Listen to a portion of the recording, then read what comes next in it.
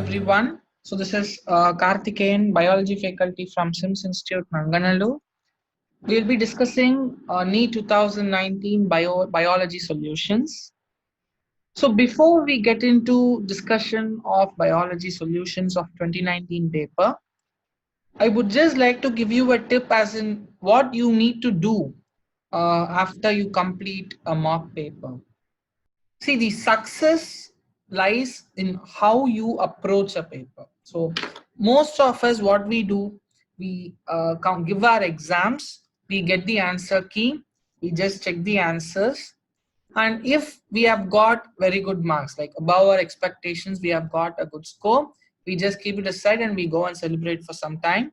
And if we have not reached our expectations, we get into one corner of the room and we just get depressed and we lose our concentration, everything. But what we are supposed to do is these two what I have put here. One is self-analysis, and this self-analysis will make your learning powerful. So these both goes hand in hand. So the moment you give a paper, you just take your NCERT textbook, and this especially works with biology. So you take your NCERT textbook, try to find out the question answer, okay, the answer for that concerned question from your NCERT itself. Okay, so what you need to basically do is first you need to do a complete analysis, like concepts which you are strong in, concepts which you have misunderstood, or you have you have committed some careless mistakes, or you have no idea about that concept. So you need to segregate the concepts into these three groups after you give every paper. As I said, for biology, you just have to sit with the questions and the NCERT textbook to find out where this question had been taken from the NCERT. And once you find out any particular statement from NCERT and you have realized that, okay, I've skipped this point from this chapter, kindly make a note of it, just adjacent to that paragraph, so that during revision time, it will give you a hint that, okay, you have forgot this and you need to remember. So if you do these three steps, these three basic steps, apart from no evaluating your answers, this will really help you. So the underlying fact that I wanted to tell you is the first best teacher for your competitive exam is your mock papers. Okay, so that is what I wanted to tell, and with this we'll get started with our biology discussion. So I'm going to discuss NEET 2019 paper code P1. So the first question there is, the Earth Summit held in Rio de Janeiro in 1992 was called for. Now, in this itself, we have got one question within a question. Is this year 1992? Please understand, the examiner's favorite question, or they show some special interest on these years. Okay, year of discovery, year in which the scientist worked. Okay, year they were awarded for Nobel Prize. So, and you won't believe, in NEET 2017, we had question on Mendel's pea plant experiments. Okay, which was done on 1856. Okay, so please be very careful with these years. Okay, so you just have to memorize the years of discovery also.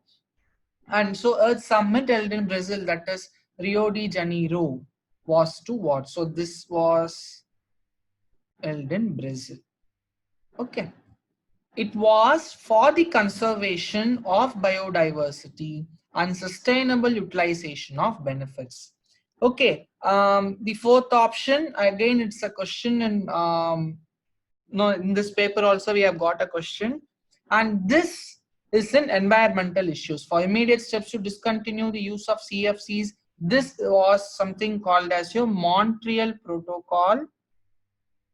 Okay, that was called on the year 1987. And this reduction of carbon dioxide emission and global warming, it was held in Japan. Okay, so this Earth Summit held in Rio de Janeiro was to discuss on for calling for the conservation of biodiversity and sustainable utilization of benefits. Next, again, this is a direct question. I hope you all know colostrum, the yellowish fluid during the initial days of lactation, which gives immunity, is because of IgE. Okay, it is because of IgE, and it is a natural passive immunization. Now, students generally get confused between the terminologies like active immunization and then passive immunization. We will just make it very simple. If you try to immunize a patient, listen carefully, if you try to immunize a patient by giving directly the antigens, that is, if you take for example vaccines, okay, live attenuated vaccine you have heard about, so wherein you are directly going to inject the organisms inside, okay, live attenuated, live organism, attenuated, inactivated. So if you are exposing the patient to antigens, then that is called as active immunization.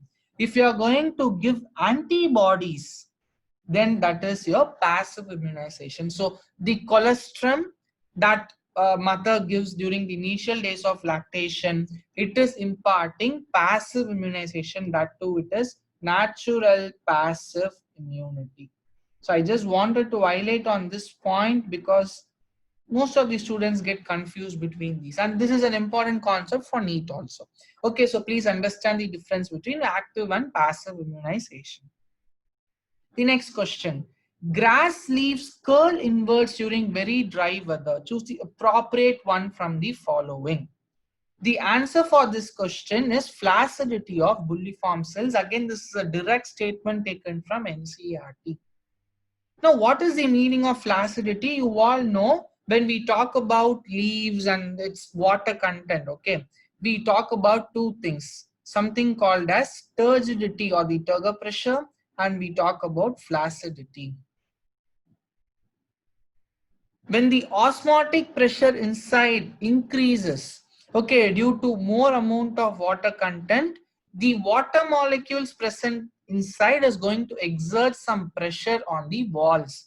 That is called as turgor pressure, right? So when there is excess of a solvent or a solutes present, that is going to increase the osmotic pressure, then that is turgidity. Flaccidity when everything is less. Now, grass leaves curl inwards. Now, as a result of curling, what is going to happen? The available surface area is going to decrease, right? If suppose this is the leaf, now my entire surface area is available for evaporation. But now when my leaves are going to curl something like this inwards, the available surface area will decrease. And henceforth, what is going to happen? Water loss is going to be minimized. Okay, so this water loss can be minimized only if the flaccid condition is present inside the what cells, and what cell is the bulliform cells. So for people who hearing this terminology for the first time, I have got a picture for you all. Okay, again this is a modified picture. So if you take this, you have parts being marked like upper epithelium and the vascular tissues and lower epithelium and all that. So in CRT we have a diagram where it explains a abaxial, adaxial and all that. Now we'll just focus on this part BC. Okay, that is bulliform cells. So if you take, what are these bulliform cells? They are the enlarged, okay, or bulged or swollen upper epithelial cells. So if you take in the lower epithelium, you will not find any cells which are bulged. Okay, but in the upper part of the epithelium, there are some cells that has been bulged or swollen.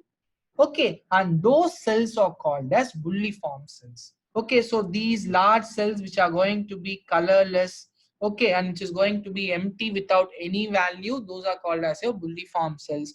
And through these cells, the water gets in and out of the leaf cells.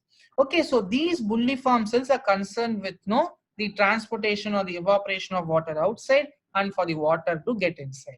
Okay, so this is the thing. So when these bulliform cells become flaccid, which means there is less water content, what it will try to do, it is going to curl the leaf inwards. As a result of curling, the water loss from these cells are going to be minimized. Okay, so flaccid conditions of the bulliform cells, it allows the leaves to curl. So this is the take home point from this question.